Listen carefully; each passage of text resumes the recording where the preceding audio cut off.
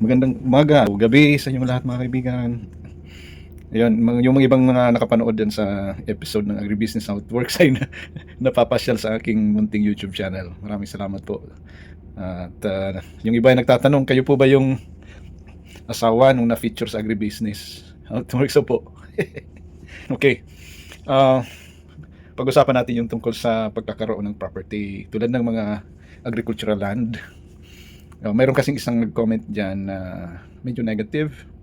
Hindi lang siguro medyo talagang negative kasi ang dami na daw na lupa, nag-abroad pa, greediness na daw, yung ganon. I-define natin yung greediness sa konsepto nating mga Pilipino bilang Kristiyano, bilang tao. Yung greediness kasi yung sa Tagalog kasakiman, diba? Yung mapupunta na sana sa iba, gusto mo pang mapasayo. Yun ang ibig sabihin ng greediness. Pero yung magpupundar ka galing sa iyong pinagpagurang sahod, galing sa iyong trabaho, hindi yun greediness. Halimbawa, may pangangailangan yung kapwa mo, tinitiis mo, samantalang mayroon ka namang maitutulong, greediness yun. Pero kung yung naghanap buhay ka sa malayo, tulad ng mga OFW, nagtitipid ka, nag-iipon, at bumibili ka ng property, ang tawag doon ay hindi greediness kundi investment. Sana maging malinaw yan. Ang tawag dyan ay investment. Kasi ang tao na hindi nag-i-invest, darating ang panahon ay magsisisi siya. Sapagkat, biblical naman yan, ang tawag dyan ay stewardship.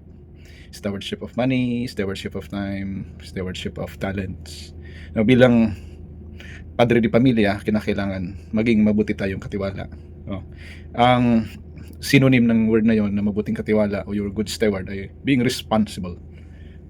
Being responsible. Kung tatay ka, dapat buo sa iyong kaisipan at kalooban yung responsibilidad na tugunan mo yung pangangailangan ng iyong pamilya. Yung food, shelter, and clothing, plus health and education. Isama na natin sa paminsan-minsan yung recreation, yung libangan. Kaya dapat maging malinaw sa atin yung pinagkaiba ng greediness sa investment. Wala namang permanenteng bagay sa mundo, lahat ay lilipas lang. Sabi ng iba, sabi sa Bicol, pagparaanuhon mo ang kwarta mo, dahil mo nan madara sa langit. Sabi sa Tagalog, ano daw ang gagawin mo sa pera mo, hindi mo naman yan madadala sa langit. Ang ibig sabihin doon, wala kang pakialam sa pera mo. Dapat ibahagi mo lang ng ibahagi. Hindi yan stewardship. Stewardship ay halimbawa, ang papel na ginagampanan mo sa pamilya ay padre di pamilya. Ang pinaka-priority mo ay yung pamilya. Huwag mong pababayaan. Mag-i-invest ka para sa kinabukasan ng iyong mga anak, lalong-lalo na yung kanilang pag-aaral. At yung pagtulong ay extracurricular activities na lang yun, pero hindi mo yun obligasyon. Kasi ang papel mo bilang tatay ay tugunan yung pangangailangan ng iyong mga anak. Hindi nga ako nakakabili ng bago kong damit. Hindi ako nakakabili ng mga items na mamahalin. Lahat ng perang kinikita ko sa pag-abroad ay napupunta sa aking pamilya. At dahil sa hindi kami magaling sa negosyo, sabi ko kay Mrs., mabuti pat ibili na lang natin ang property. Kasi kung ipapasok natin yung pera sa bangko, mabilis na ubos. Siguro kung gusto ninyong mangutang sa akin, pagpauman ninyo na wala po akong maipapautang na pera, as in ang pera ko sa bangko ay yung para lang sa pang-araw-araw na pangangailangan ng aking pamilya. So kung sasabihin ninyong greedy ako, pagpauman ninyo, hindi po. Marami din po akong tinutulungan ng ibang tao, yung mga nagtatrabaho sa akin, sinusuportahan ko sa pamamagitan ng yung kanilang sahod, yung kanilang allowance, gano'n. Yung extended family members, tumutulong din kami ni Mrs. sa side niya. Sa akin kasi hindi gaano, kasi yung mga kapatid ko, lahat din sila may trabaho. Yun ang blessing sa aking pamilya, kasi yung mga kapatid ko ay mga professional.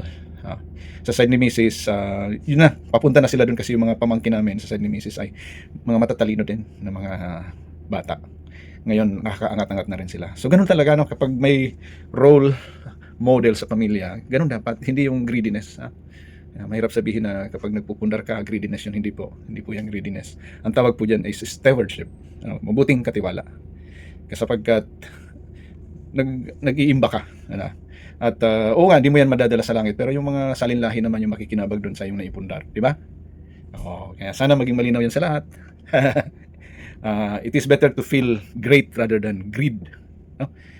Gusto kong bigyan ng konting diversion na maging malinaw sa inyo kung anong ibig sabihin ng greediness. Yan sa lipunan natin, lantad na lantad yung greediness. Yung mga politiko, sorry mga politiko, na kamkam ng pera sa pamamagitan ng mga ghost projects, mga substandard na mga proyekto para lang makakamkam ng salapi ng bayan. Yan ang greediness Walang ibang iniisip, inaatupag kundi ang mangurakot ng mangurakot. Pero yung mga OFW na nagbabanat ng buto, nagsasakripisyo ng lahat ng homesickness dahil sa malayo sa pamilya, nagpapaalipin, nangungulila, hindi po yung greediness na yung kinita ay ipinupundar ng mga ari-arian tulad ng mga agricultural land.